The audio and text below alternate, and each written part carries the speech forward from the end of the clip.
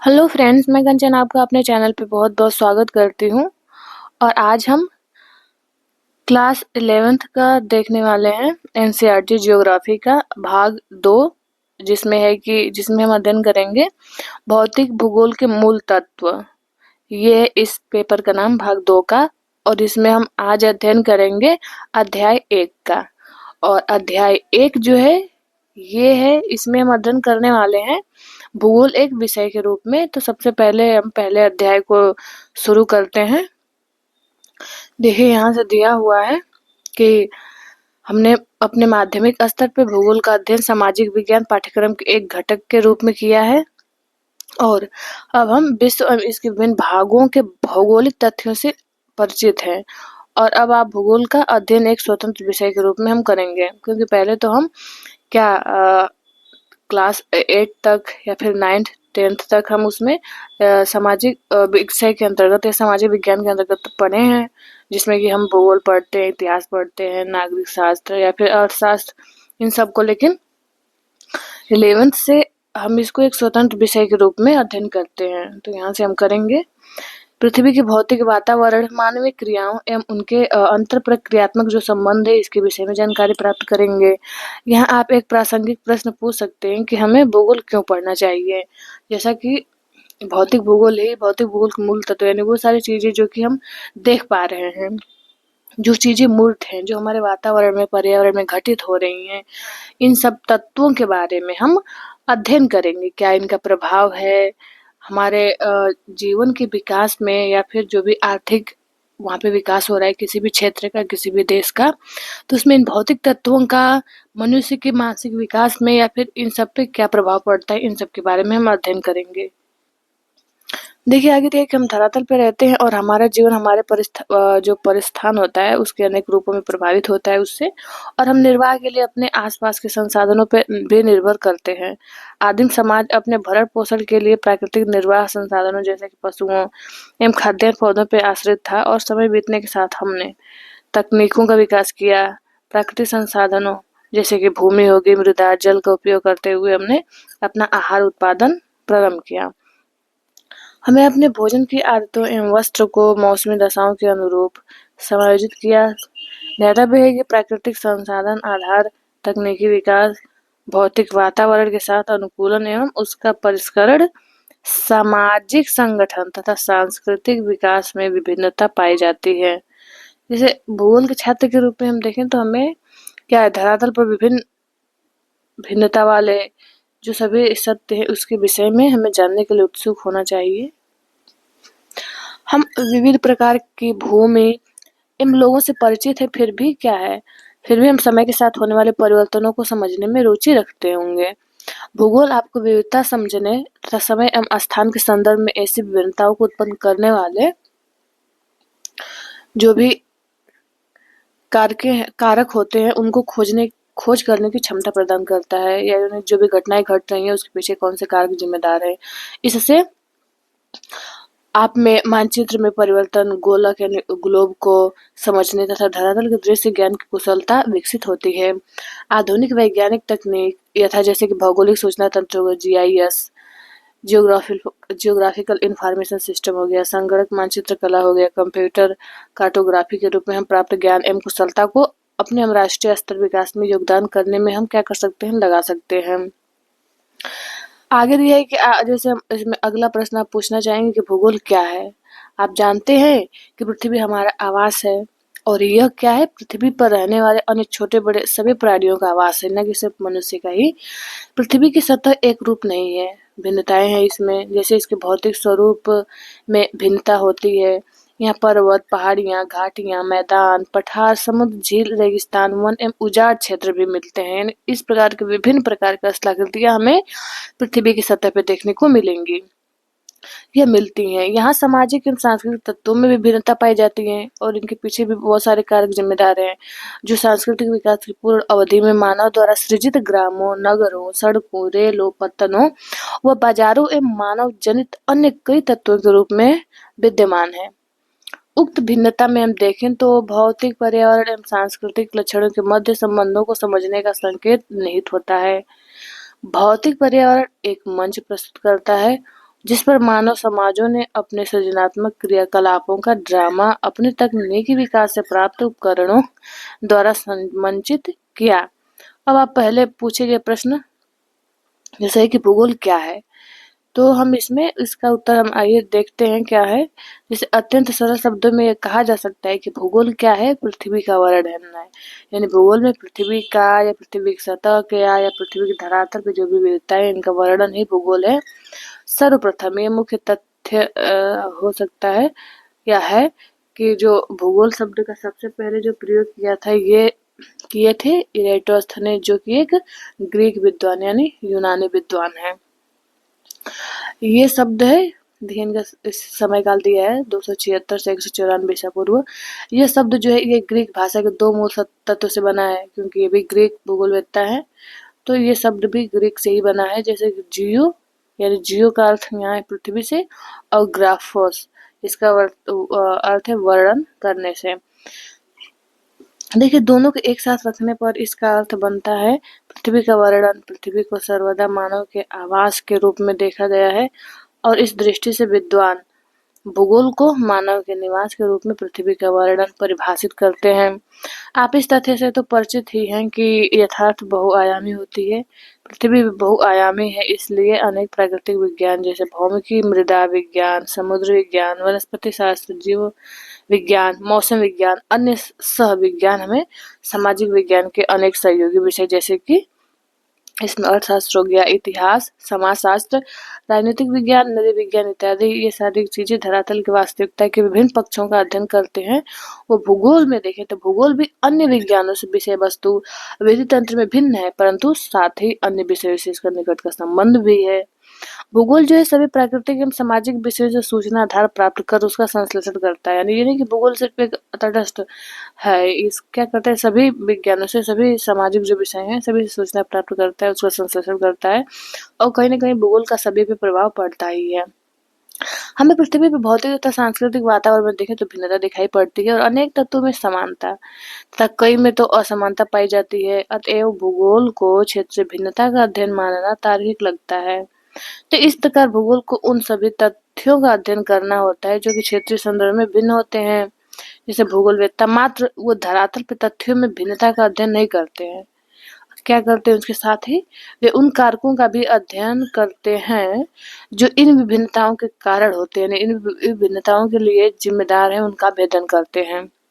उदाहरण के लिए जैसे फसल का स्वरूप एक प्रदेश से दूसरे प्रदेश में भिन्न होता है, तो ठीक है हम भिन्न भिन्न स्वरूप वाले फसलों को तो अध्ययन करते ही हैं भूगोल में, किंतु यह भिन्नता एक तथ्य के रूप में मिट्टी, जलवायु, बाजार मांग, किसानों की व्यय क्षमता, तकनीकी निवेश की उपलब्धता आदि में भिन्नता से संबंधित होते हैं। यानी हमने तो कर लिया कि जैसे धान उत्पादक क्षेत्र है, गेहूं उत्पादक क्षेत्र, ठीक है तो वहाँ पे उसका तो अध्ययन करेंगे ही, कितने टेम्परेचर कितना चाहिए, जल कितना चाहिए, कब बोया जाता है, कब काटा जाता है, लेकिन उसके पीछे क्यों उसी महीने में बोया जाता है, जल उसको क्यों ही इतना लगेगा, इस क्षेत्र में क्यों हो रहा है, तो जो उसके पीछे जिम्मेदार कारक हैं भूगोल में इसका भी अध्ययन किया जाता है।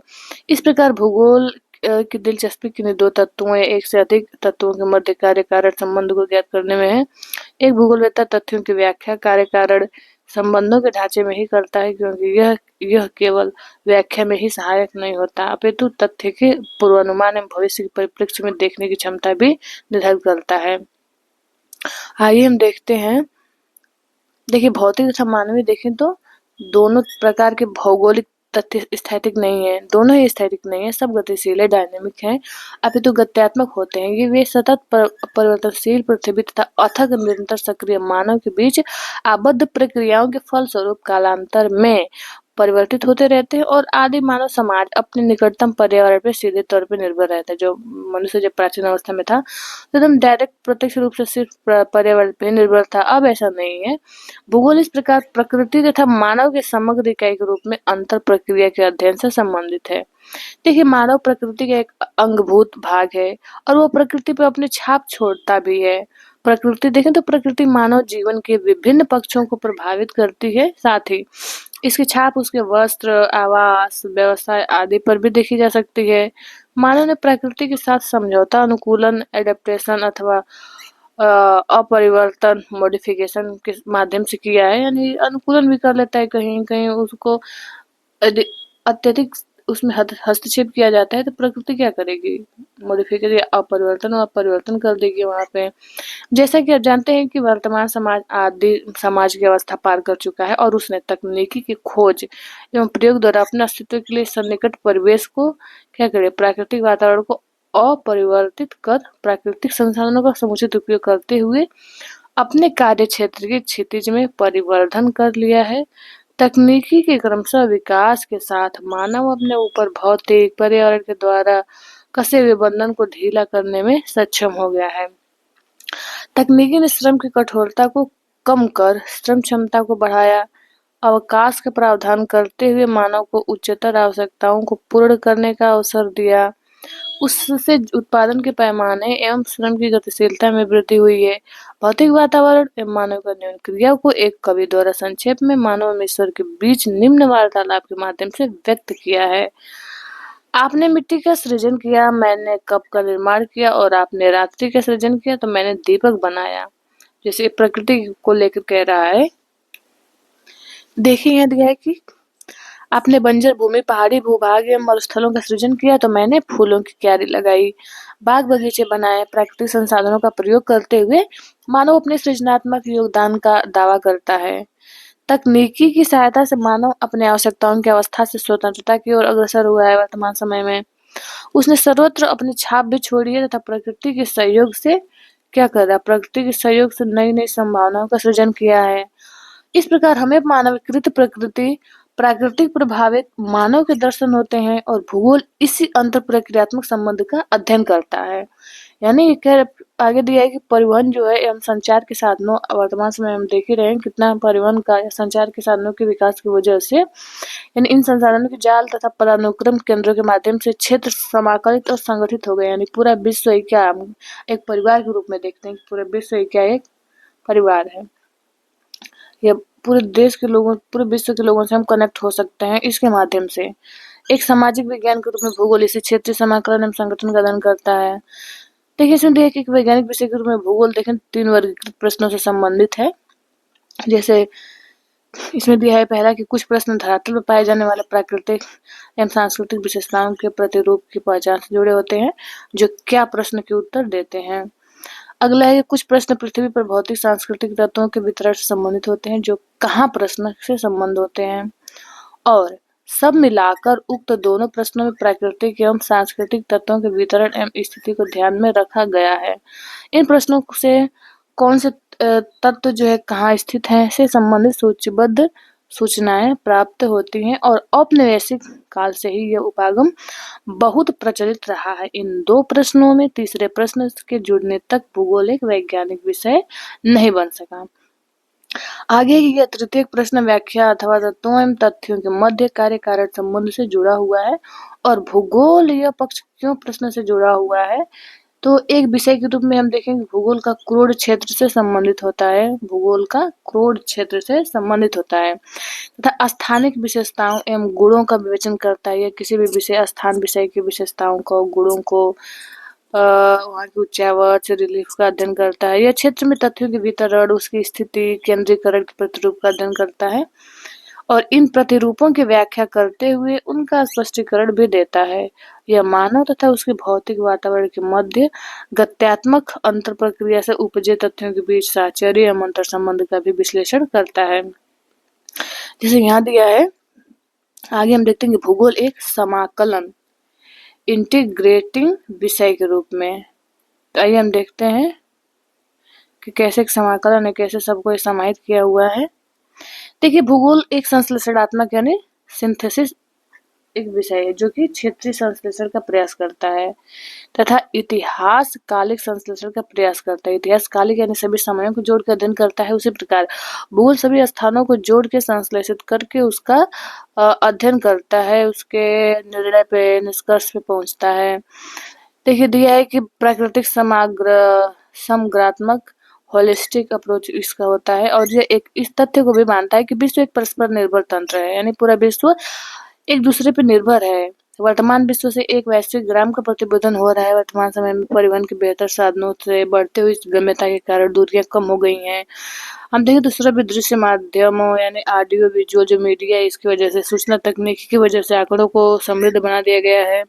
तकनीकी ने प्राकृतिक तथ्यों तथा आर्थिक एवं सामाजिक जो प्राचल है, जैसे बैरोमीटर हो गया, के निरीक्षण एवं परीक्षण के बेहतर अवसर प्रदान किए हैं। भूगोल का एक संश्लेषणात्मक विषय के रूप में अनेक प्राकृतिक तथा सामाजिक विज्ञानों से अंतरापृष्ठ संबंध भी है। देखिए, प्राकृतिक या सामाजिक सभी विज्ञानों का एक मूल उद्देश्य है यथार्थता को ज्ञात करना। भूगोल यथार्थता से जुड़े तथ्यों के साहचर्य को बोधगम्यता बनाता है। साथ ही भूगोल का अन्य विज्ञानों के साथ संबंध भी दर्शाता है। वस्तुतः विज्ञान से संबंधित सभी विषय जो है भूगोल से जुड़े हैं, क्योंकि उनके कई तत्व क्षेत्रीय संदर्भ में भिन्न-भिन्न होते हैं। भूगोल स्थानिक संदर्भ में यथार्थता को समग्रता से समझने में सहायक होता है। अतः जो भूगोल है न केवल एक स्थान से दूसरे स्थान में तथ्यों की भिन्नता पर ध्यान देता है, अपितु उन्हें समग्रता में समाकलित भी करता है। आगे दे रहा है कि जो भूगोलवेत्ता है इनको सभी संबंधित क्षेत्रों की व्यापक समझ रखने की आवश्यकता होती है, उनको रखनी चाहिए, और जिससे कि वो उन्हें तार्किक रूप से संश्लेषित कर सकें। यह जो संश्लेषण होता है, कुछ उदाहरणों की सहायता से हम सरलता पूर्वक समझाया जा सकता है। जैसे कि भूगोल ऐतिहासिक घटनाओं को प्रभावित करता है। जो आज के वर्तमान में जो भूगोल है, यानी कह सकते हैं हम कि जो इतिहास है वो भूगोल बन जाएगा, और आज का जो भूगोल है कल का इतिहास बन जाएगा। स्थानिक दूरी स्वयं विश्व के इतिहास की दिशा को परिवर्तित करने के लिए एक प्रभावशाली कारक है। क्षेत्रीय विस्तार लड़ाई के दौरान विशेषकर पिछली शताब्दी में कई देशों के लिए सुरक्षा का साधन बना। परंपरागत युद्ध में बड़े आकार वाले देशों ने अधिक स्थान छोड़कर समय का लाभ प्राप्त किया, और नए विश्व के देशों के चारों तरफ विस्तृत समुद्र द्वारा प्रदत्त रक्षा कवच उन्हें उनकी मिट्टी पर युद्ध होने से बचाता रहा। यदि हम विश्व की प्रमुख ऐतिहासिक घटनाओं का विवेचन करें तो उनमें से प्रत्येक की भौगोलिक व्याख्या की जा सकती है। देखिए, भारत में हिमालय एक महान अवरोध के रूप में देश की रक्षा भी करता रहा है, परंतु उसमें विद्यमान जो दर्रे हैं, बीच बीच में जो गैप होता है, वो एशिया के जो आक्रमण करता रहे हैं एवं जो प्रव्रजक रहे हैं उनको मार्ग की सुविधा देते रहे हैं। उनके माध्यम से, दर्रों के माध्यम से कुछ बाह्य आक्रमणकारी पहुंच पाए। समुद्रिक जो किनारे हैं, जैसे दक्षिण पूर्व एशिया, यूरोप, अफ्रीका से संपर्क को प्रोत्साहित करते हैं। नौ संचरण नेविगेशन तकनीकी ने क्या किया है कि यूरोपीय देशों को भारत सहित अन्य एशियाई तथा जो भी अफ्रीकी राष्ट्र है इस पे उपनिवेशीकरण करने में सहायता की, क्योंकि नेविगेशन अच्छा नहीं होता यूरोप का, तो फिर वो दूसरे देशों को अपने देश नहीं बना पाता, क्योंकि उन्हें समुद्र के माध्यम से गम्यता मिली। भौगोलिक तत्वों द्वारा विश्व में विभिन्न भागों में इतिहास की धारा के अपरिवर्तन के अनेक उदाहरण भी मिलते हैं। देखिए, आगे दिया है कि प्रत्येक जो भौगोलिक तथ्य है ये समय के साथ परिवर्तित होता रहता है। समय के परिप्रेक्ष्य में उसकी व्याख्या की जा सकती है, और भू आकृति, जलवायु, वनस्पति, आर्थिक क्रियाएं, व्यवसाय, सांस्कृतिक विकास ने एक निश्चित ऐतिहासिक पथ का भी अनुसरण किया है। अनेक भौगोलिक तत्व विभिन्न संस्थानों द्वारा एक विशेष समय पर निर्णय लेने की प्रक्रिया के प्रतिफल होते हैं।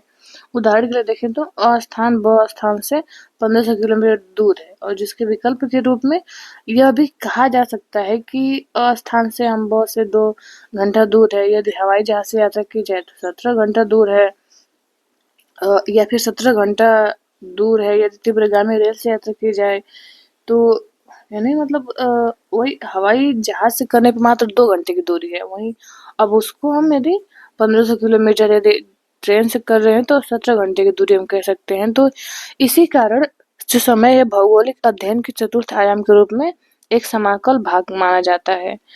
तो इसमें दिया है, कृपया 3 अन्य आयामों का आप उल्लेख खुद कर सकते हैं। जैसे इसमें रेखा चित्र दिया है कि आप रेखा चित्र 1.1 को देखें, तो हम इसको देखेंगे। पहले हम इसको अध्ययन कर लें। और देखिए, इसमें दिया है कि विभिन्न प्राकृतिक एवं सामाजिक विज्ञानों ने से भूगोल का संबंध प्रचुर रूप से चित्रित करता है। यह संबंध 2 खंडों में रखा जा सकता है। जैसे यहाँ दिया है कि भौतिक भूगोल एवं प्राकृतिक विज्ञान। तो इसमें दिया है कि भौतिक भूगोल की सभी शाखाएं जैसे कि रेखा चित्र में दर्शाया गया है, और की भौतिक भूगोल कौन-कौन शाखाएं हैं।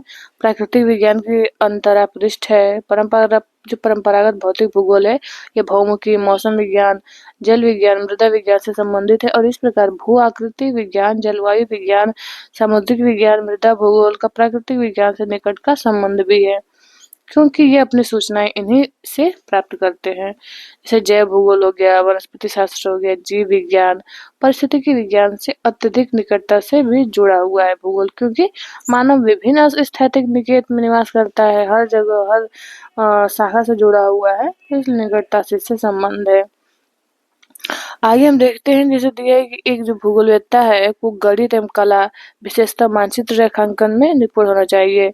गणित का विज्ञान हो उसे, और उसे कला भी आना चाहिए।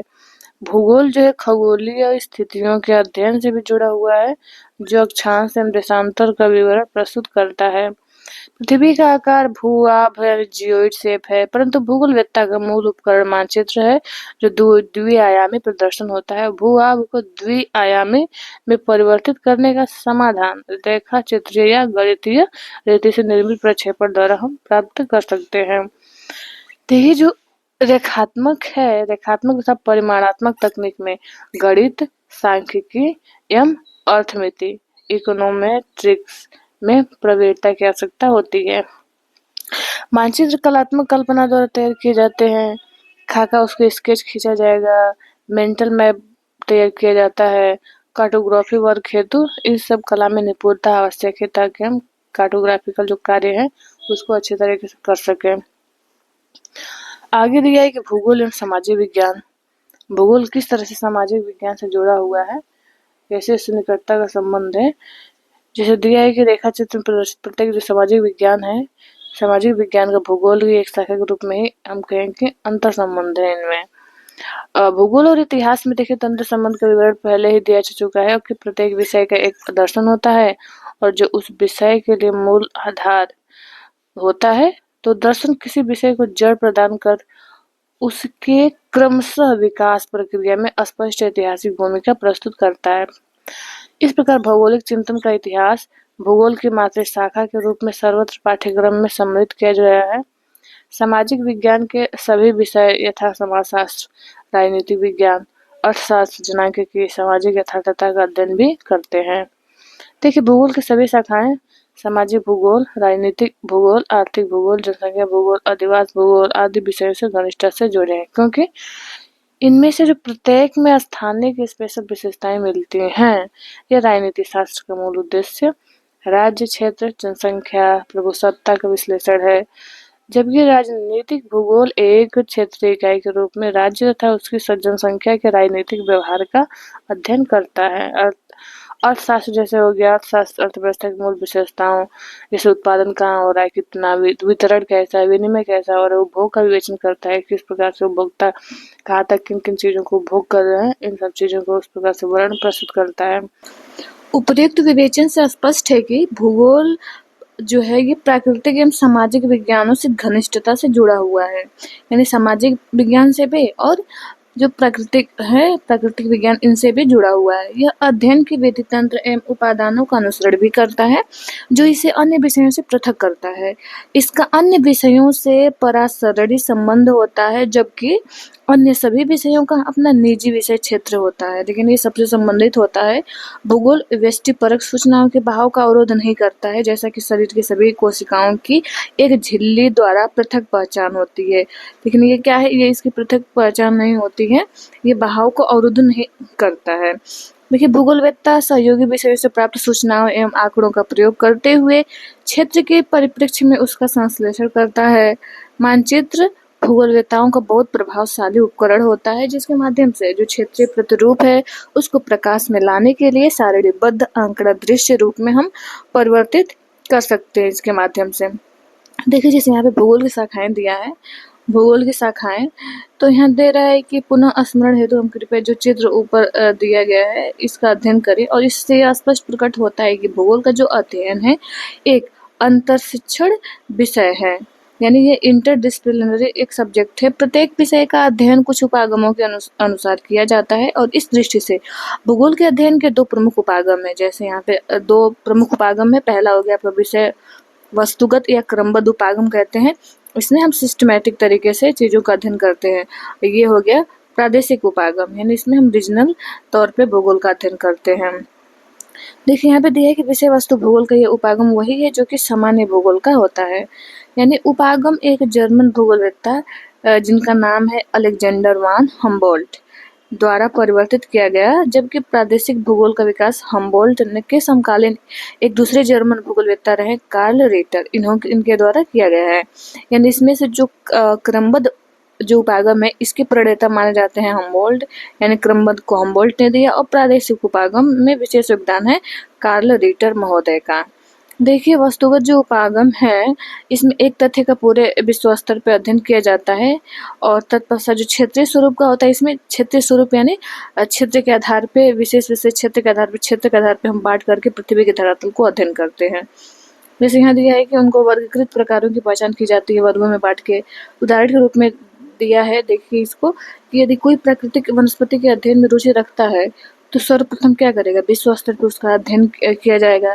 फिर प्रकारात्मक वर्गीकरण, जैसे कि विषुवतरेखीय में, अब विषुवतरेखीय वनस्पति कैसी है, सदाबहार वन है, नरम लकड़ी वाले कोरधारी वन है अथवा मानसूनी वन इत्यादि की पहचान, उनका विवेचन, उनका सीमांकन करना होगा। इस तरह से फिर उसको पहले विश्व स्तर पे एक पूरे ब्रॉड लेवल पे देखते हैं वनस्पति, फिर वनस्पतियों को प्रादेशिक स्तर पर अलग अलग क्रम में उसको हम बांट करके उसका अध्ययन करते हैं। देखिए प्रादेशिक उपागम में विश्व को विभिन्न पदानुक्रम स्तर के प्रदेशों में व्यक्त किया जाता है। फिर एक विशेष प्रदेश में सभी भौगोलिक तथ्यों का अध्ययन किया जाता है। ये प्रदेश प्राकृतिक, राजनीतिक या निर्दिष्ट नामिक प्रदेश हो सकते हैं। एक प्रदेश में देखें तो तथ्यों का अध्ययन समग्रता से विविधता में एकता की खोज करते हुए किया जाता है। द्वैतवाद भूगोल की एक मुख्य विशेषता है और इसका जो प्रारंभ से ही विषय में परिवर्तन हो चुका था। द्वैतवाद, देखिए द्वैत यानी द्विधा, यानी अध्ययन में महत्व दिए जाने वाले पक्ष पर निर्भर करता है। पहले विद्वान भौतिक भूगोल पर बल देते थे, परंतु बाद में क्या किया कि स्वीकार किया गया कि मानव धरातल का समाकलित भाग है, वह प्रकृति का एक अनिवार्य अंग है मनुष्य, तो उसने सांस्कृतिक विकास के माध्यम से भी योगदान दिया है। इस प्रकार मानवीय क्रियाओं पर बल देने के साथ साथ मानव भूगोल का विकास हुआ है। यहाँ पे दिया है आगे कि भूगोल की शाखाएं। भूगोल की शाखाएं इस विषय वस्तुगत या क्रमबद्ध उपागम के आधार पर हम बांटे, तो देखिए हम इसे दो भागों में बांटते हैं। पहला हो गया भौतिक भूगोल। तो आइए देखते हैं भौतिक भूगोल के अंदर किन किन तथ्यों का अध्ययन करते हैं, किन किन कारकों का। जैसे यहाँ दिया है पहला पॉइंट है कि हम इसमें भू आकृति विज्ञान यानी भू आकृतियों, उनके क्रम विकास कैसे होता है, संबंधित प्रक्रियाओं का अध्ययन करता है।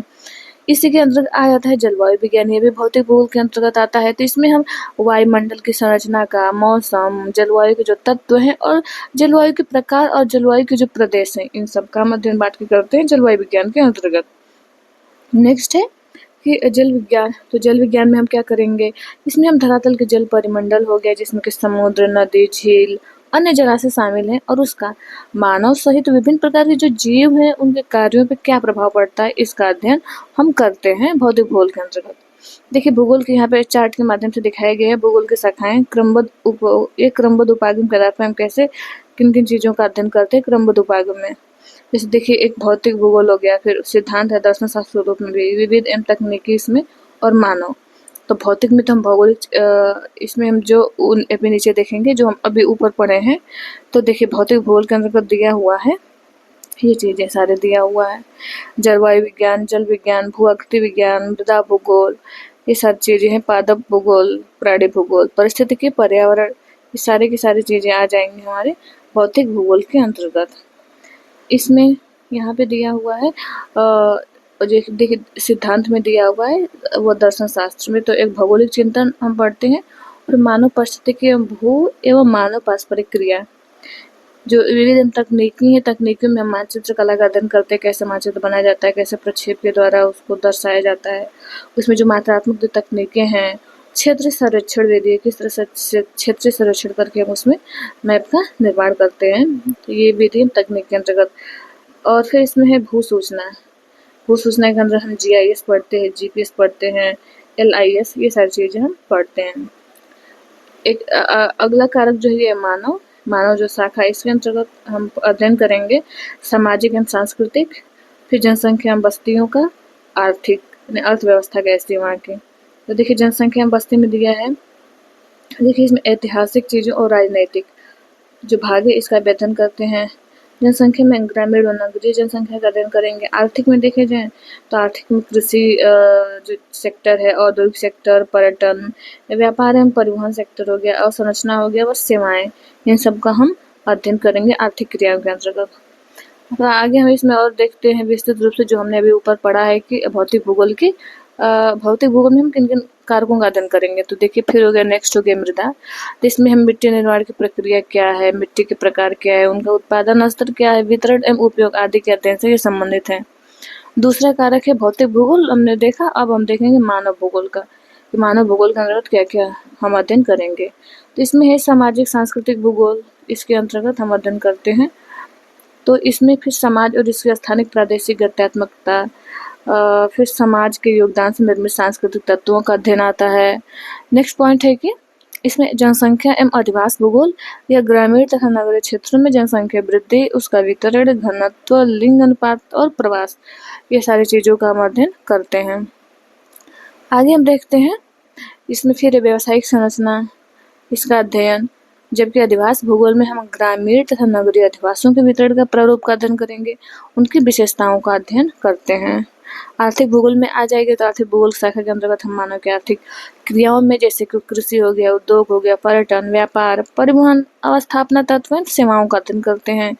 ऐतिहासिक भूगोल के अंतर्गत हम उन ऐतिहासिक प्रक्रियाओं का अध्ययन करते हैं जो क्षेत्र को संगठित करती है। प्रत्येक प्रदेश वर्तमान स्थिति में आने के पूर्व ऐतिहासिक अनुभवों से गुजरता है। भौगोलिक तत्वों में भी सामयिक परिवर्तन होते रहते हैं और इसी की व्याख्या ऐतिहासिक भूगोल के अंतर्गत हम करते हैं। नेक्स्ट है राजनीतिक भूगोल। तो देखिए राजनीतिक भूगोल में यह क्षेत्र को राजनीतिक घटनाओं की दृष्टि से देखता है एवं सीमाओं के निकटस्थ पड़ोसी इकाइयों के मध्य भूवैन्यासिक जो संबंध है, निर्वाचन क्षेत्र हो गया, उसका परिसीमन कैसे होता है, चुनाव परिदृश्य क्या क्या होता है, कैसे उसका विश्लेषण करना है। साथ ही जनसंख्या के राजनीतिक व्यवहार को भी समझने के लिए सैद्धांतिक रूपरेखा विकसित भी करता है। इसके आगे आता है जीव भूगोल। तो देखिए जीव भूगोल के अंतर्गत हम भौतिक भूगोल और मानव भूगोल के अंतरपृष्ठ के फलस्वरूप जो जीव भूगोल का वो निर्माण होता है या फिर वो जो कारक इसमें आते हैं उसका अध्ययन करते हैं।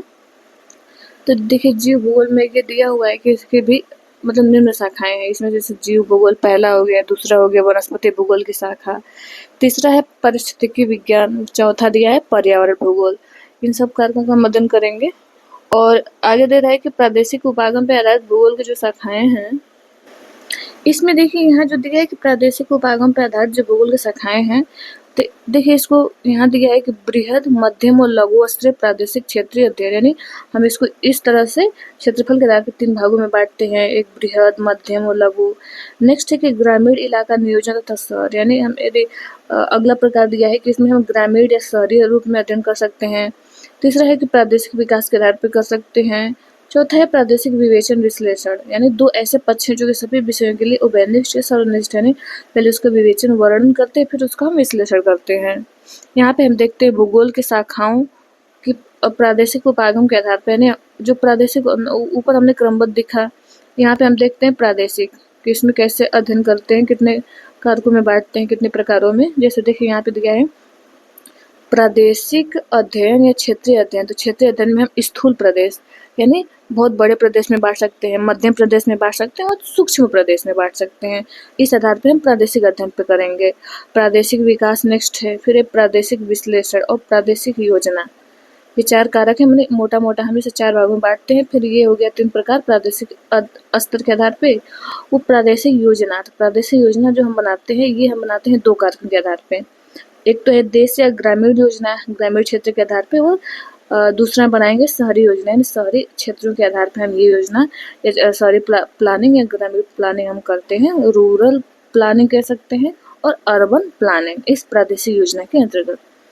तो फिर अब मिलेंगे नेक्स्ट वीडियो में। आपसे हम्बल रिक्वेस्ट है कि इस चैनल को सब्सक्राइब कर लें, अपने दोस्तों को भी शेयर करें। ये वीडियो देखने के लिए आप लोगों का बहुत बहुत धन्यवाद।